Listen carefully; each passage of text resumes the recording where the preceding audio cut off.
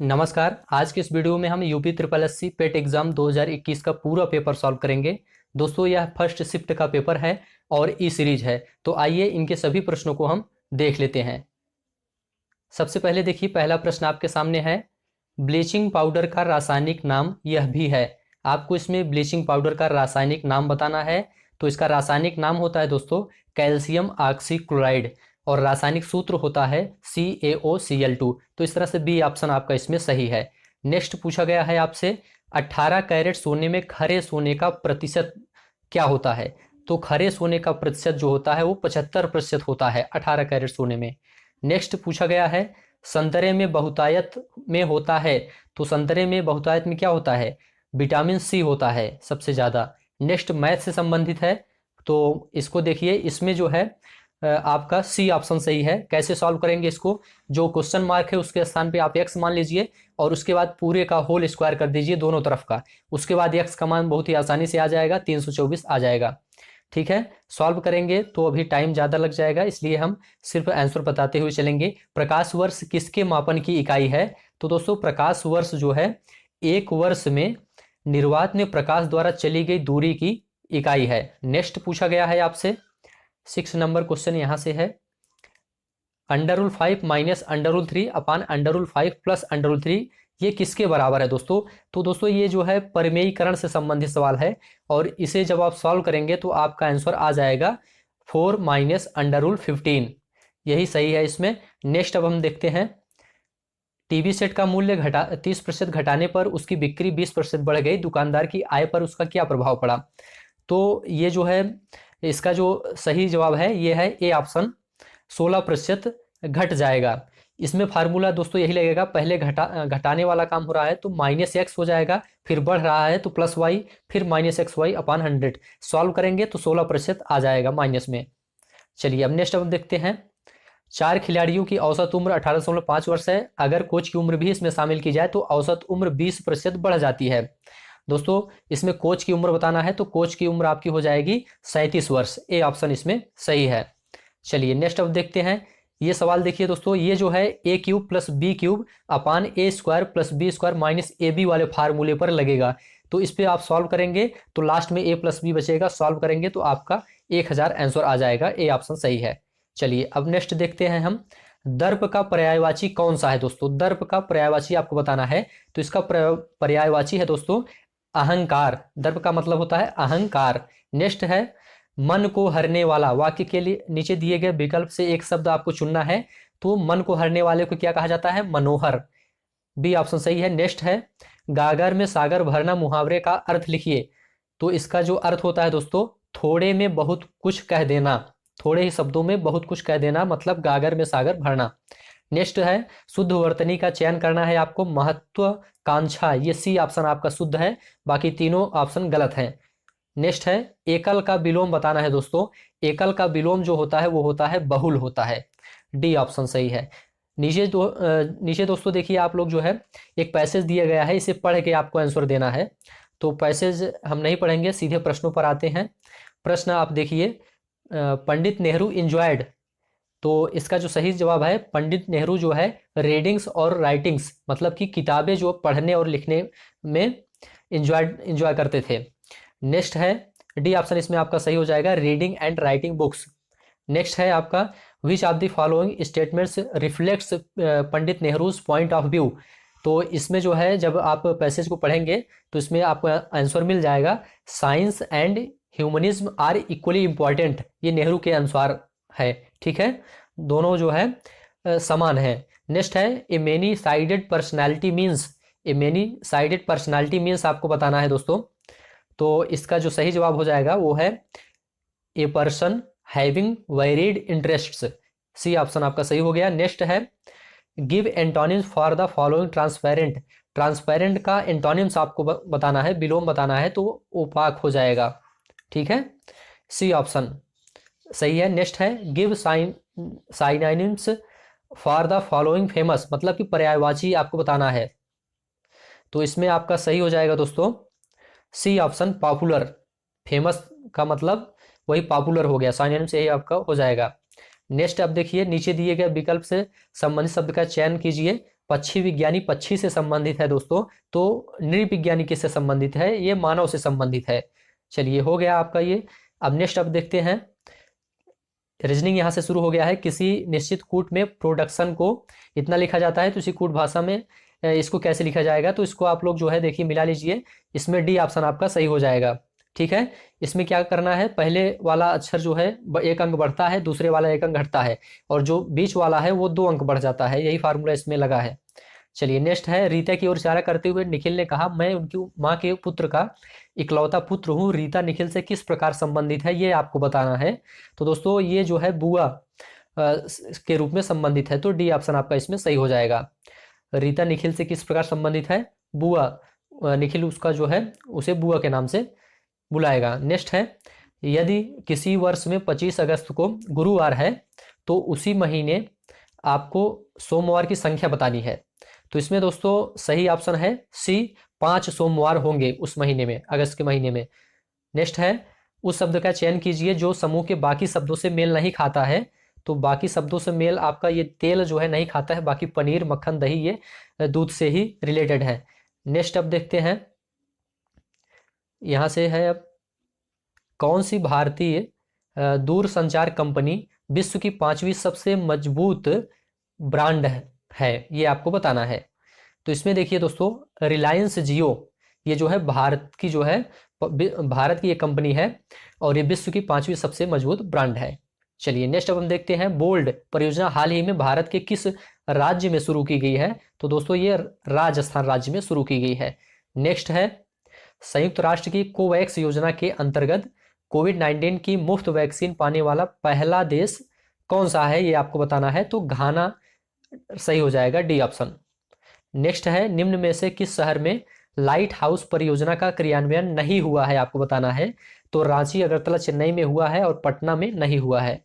Next अब देखेंगे, उस भारतीय पहलवान का नाम क्या है जिस पर हाल ही में डोपिंग के लिए 2 साल का प्रतिबंध लगाया गया है?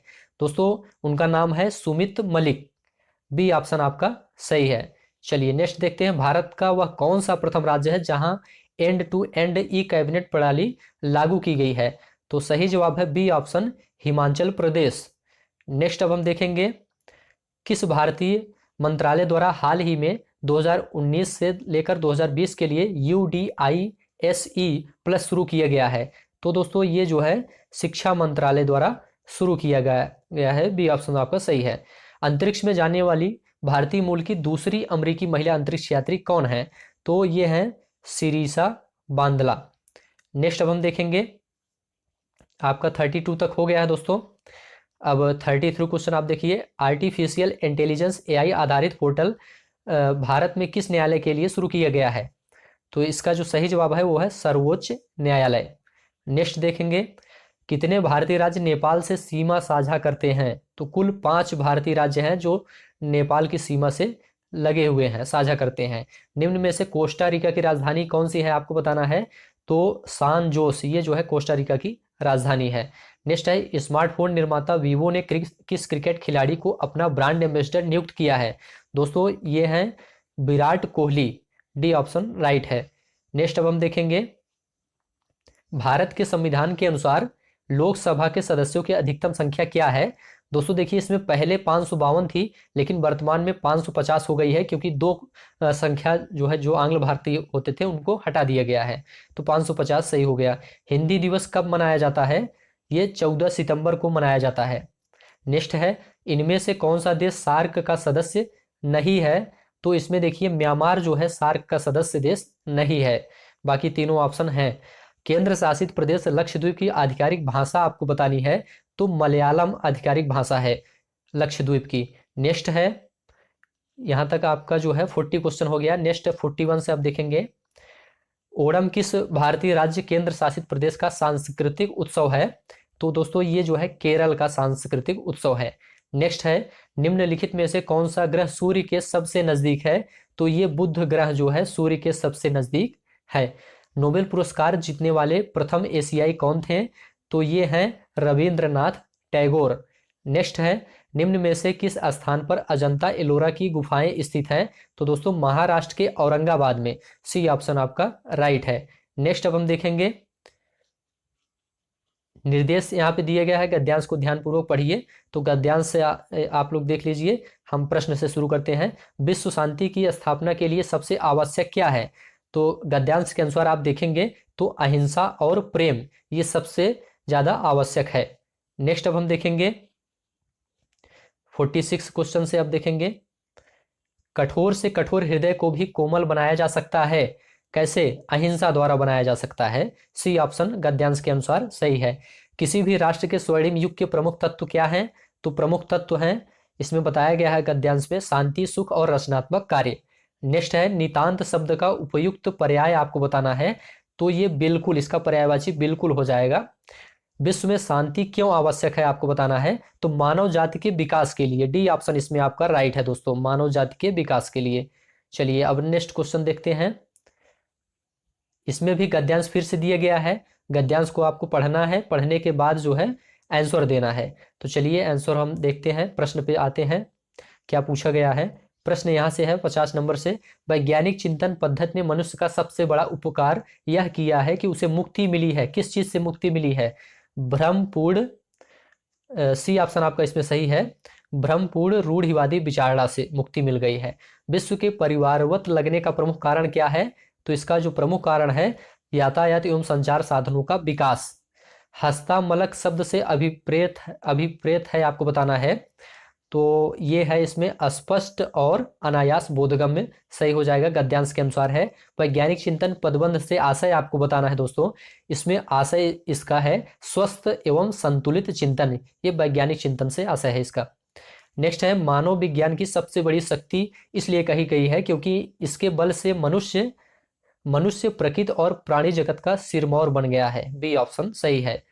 नेक्स्ट अब हम देखेंगे 54 तक दोस्तों हो गया है। 55 से अब हम देखेंगे, इसमें जो है ग्राफ से संबंधित है दोस्तों। तो ग्राफ आप देखिए यहाँ पे दिया गया है, इतिहास भूगोल का ग्राफ है। निम्न में से किन छात्रों को भूगोल की अपेक्षा इतिहास में कम अंक मिले हैं?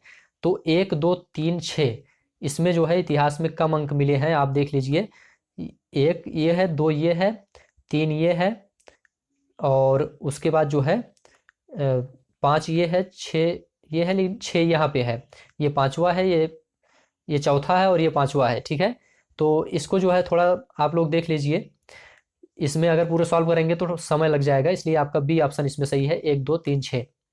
चलिए भूगोल में 3 से 4 के मध्य अंक की प्रतिशत बढ़त आपको बतानी है।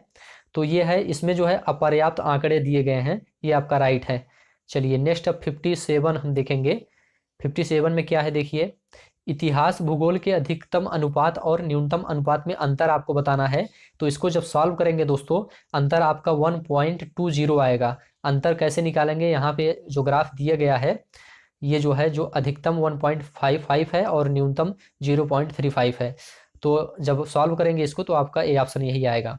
ठीक है, चलिए नेक्स्ट है, छात्र 4 को भूगोल में 60 अंक मिले हैं, उसके इतिहास में अंक कितने होंगे? तो 75 अंक होंगे। सी ऑप्शन राइट है। कितने छात्रों ने भूगोल की अपेक्षा इतिहास में ज़्यादा अंक अर्जित किए हैं?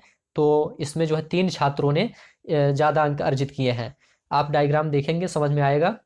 अब चलिए फिर से वही ग्राफ वाला है, तो इसमें प्रश्न देखते हैं और आप लोग मिलाते जाइए। पहले 4 वर्षों के उत्पादन की तुलना में अंतिम 4 वर्षों में कच्चे ऊन का उत्पादन कितना प्रतिशत बढ़ गया? तो सॉल्व करेंगे आप जो है पूरा डाटा के हिसाब से, तो 22.2 आएगा आपका। ठीक है, नेक्स्ट अब है देखिए, 8 वर्षों के दौरान औसत उत्पादन था, क्या था औसत उत्पादन?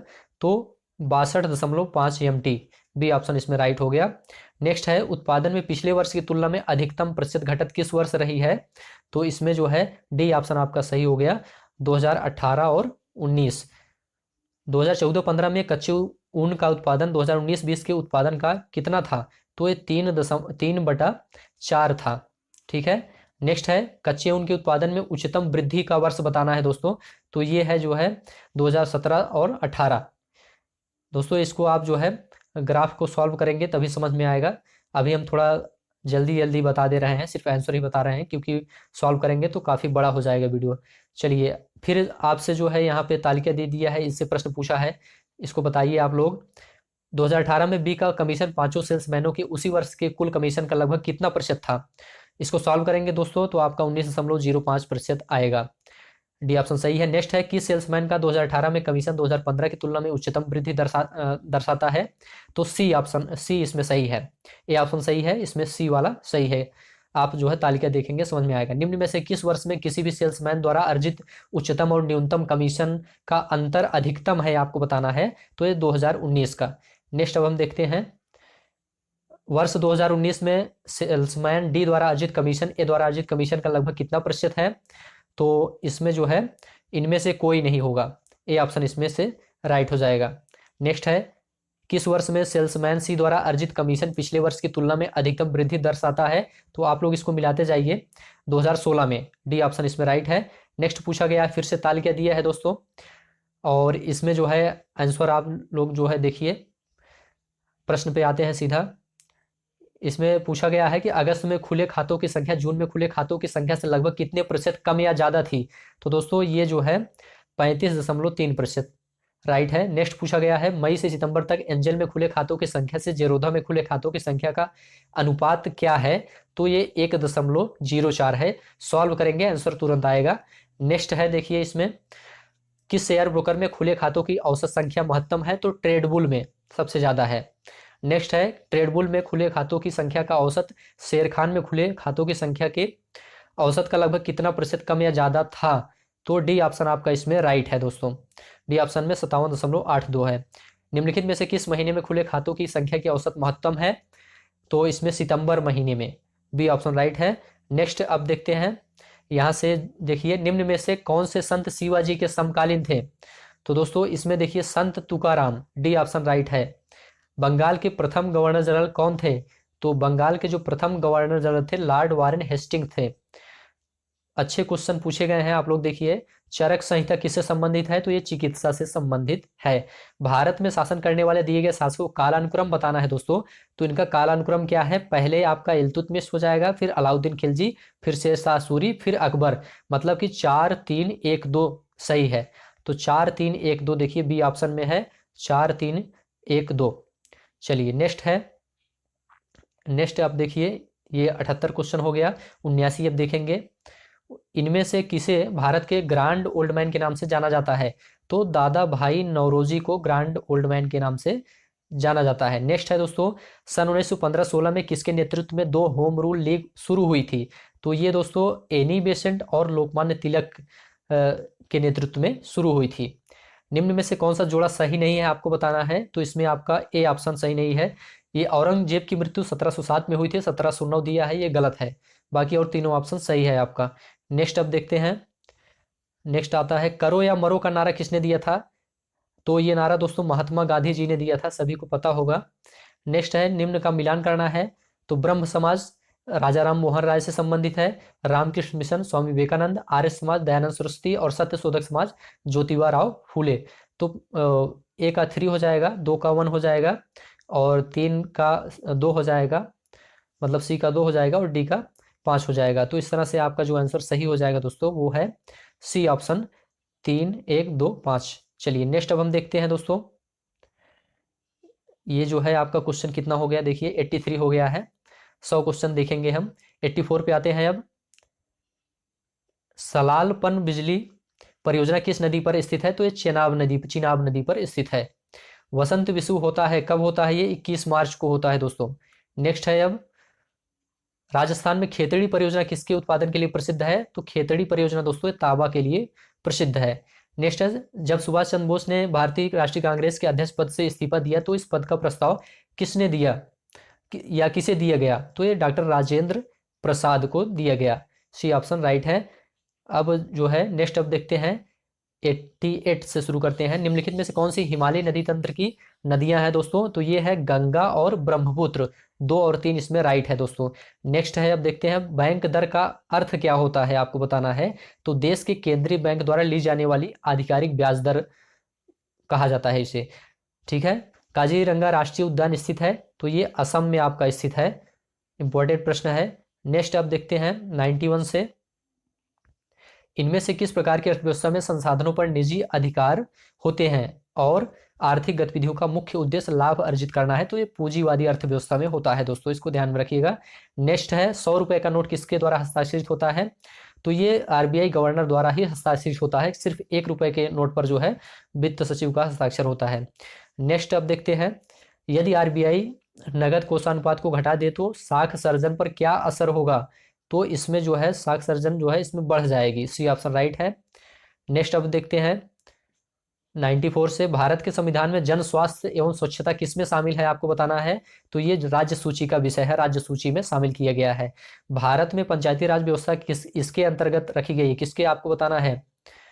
तो इसमें आप लोग देखिए, इसका जो सही जवाब है राज्य के नीति निर्देशक तत्व। ठीक है।